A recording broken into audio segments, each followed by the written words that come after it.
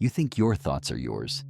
You are wrong. Every opinion you hold, every desire you feel, and every fear that keeps you awake at night was planted there. You are not the programmer of your own mind. You are the hardware. And the software? That is being written by someone else. From the moment you wake up, you're fed a script. The news tells you what to fear. The algorithm tells you what to want. Society tells you who to be. If you removed everything you were told to believe, what would be left of you? The input. The human mind is, at its core, a biological computer. But it is not just processing data. It is becoming the data. Every image you see, every sound you hear, and every headline you read rewires your neural pathways in real time. It functions on a simple, brutal principle: input equals output. If you feed a computer junk data, corrupted files, and viruses, it produces junk results. It slows down, it crashes. Yet, you expect your mind to be focused, sharp, and brilliant, while you feed it a steady diet of digital poison, 15 seconds at a time. In the past, a man's input was silence, nature, and the struggle for survival. It was reality. It was slow. It required patience. Today, your input is a fire hose of manufactured chaos. Your reality is curated. It is filtered through a glass screen, edited by an algorithm, and served to you for one single purpose: to keep you docile, to keep you watching. Think about it. When was the last time you sat in a room alone without your phone for just 30 minutes? You can't do it. You feel the itch, the anxiety. The silence feels heavy, almost suffocating. That anxiety is not natural. It is a withdrawal symptom. You are a drug addict, but your needle is a screen and your drug is dopamine. They call it the feed for a reason. Have you ever stopped to think about that word? You are the livestock, and you are being fed. You doom scroll not because you enjoy it, but because you are biologically programmed to seek novelty. It is a slot machine in your pocket. Pull the lever, refresh the page, see if you win a reward. You get angry at headlines not because you care, but because you are programmed to react to tribal threats. You believe you are choosing to watch. You think you are choosing to click.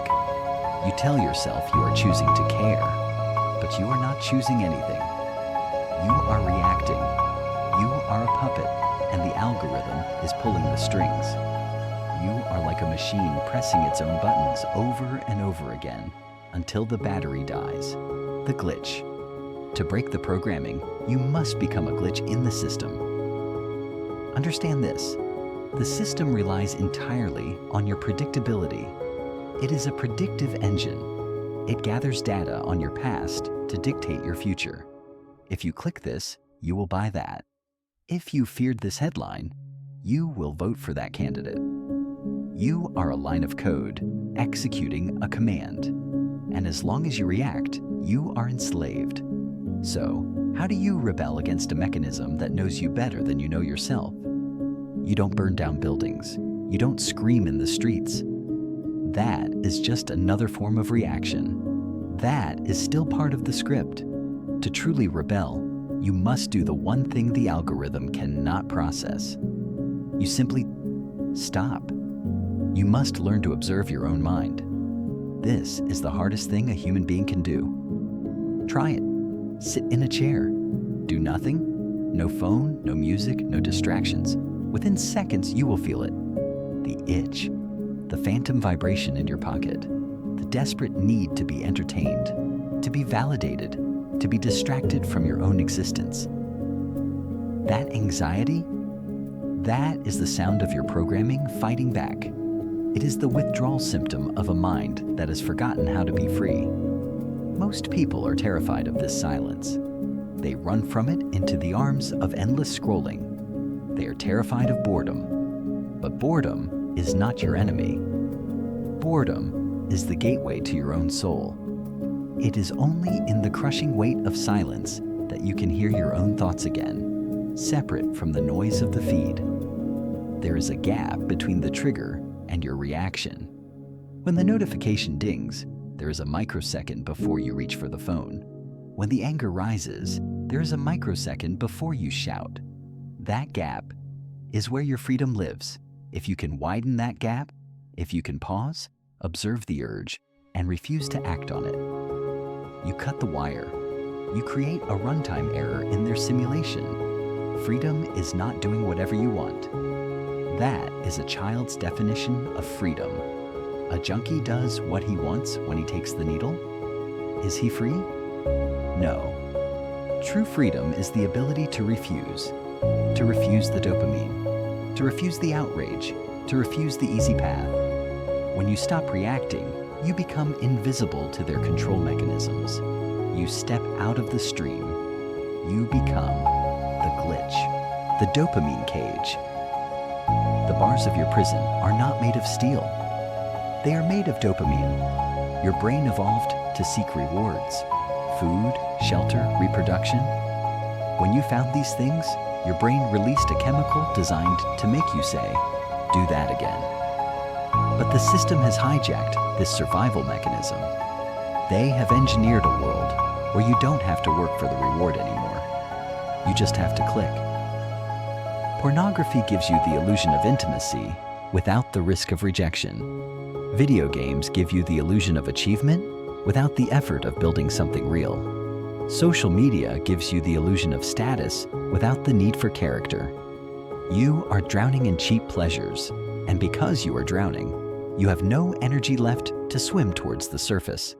A man who is satisfied by fake rewards will never fight for real ones. Why conquer the world when you can conquer a digital map? Why build a family when you can watch other people live? This is not an accident. A population that is addicted to cheap dopamine is a population that never revolts. They are too comfortable, too sedated. You are not just distracted. You are being chemically castrated by your own technology, the resistance. When you finally decide to unplug, do not expect applause. Expect silence. Expect ridicule. The system defends itself through its subjects. The moment you stop consuming and start creating, the moment you stop scrolling and start thinking, you become a mirror to everyone else, and they will hate what they see in that mirror. Your friends will say you have changed. They will say you are too serious. They will try to pull you back down into the comfort of the feed because your freedom makes them uncomfortable. They are still plugged in. They are dependent on the system for their happiness, their opinions, and their self-worth. You cannot save them by arguing. You can only save them by walking away. This is the filter. This is where 99% of people turn back. They cannot handle the solitude of reality. They would rather be popular in a digital prison than free in the real world.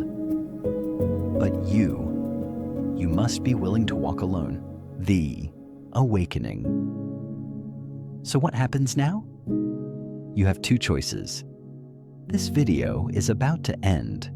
The algorithm is already loading the next clip. It has queued up something funny, something loud, something to put you back to sleep. The easiest thing in the world is to let that happen, to drift back into the current, to remain a passenger in your own life. Or you can choose the hard path. Reclaiming your mind is not a one-time event. It is a war fought in the quiet moments. It starts today, not tomorrow, not next week. Right now, I challenge you. Put the phone down, turn off the screen, go outside, look at the sky. Remember what it feels like to be human, not just a user. The system is designed to pull you back in. It will offer you comfort. It will whisper that you are missing out. But you are not missing out on anything. You are waking up. Most people will not do this. Most people will close this video and forget everything I just said in 10 seconds. But you are not most people. You're still here. You are watching this because deep down, you know something is wrong. Do not let them write your script anymore. Pick up the pen. Disconnect. Silence the noise. And for the first time in a long time, think a thought that is truly your own. Wake up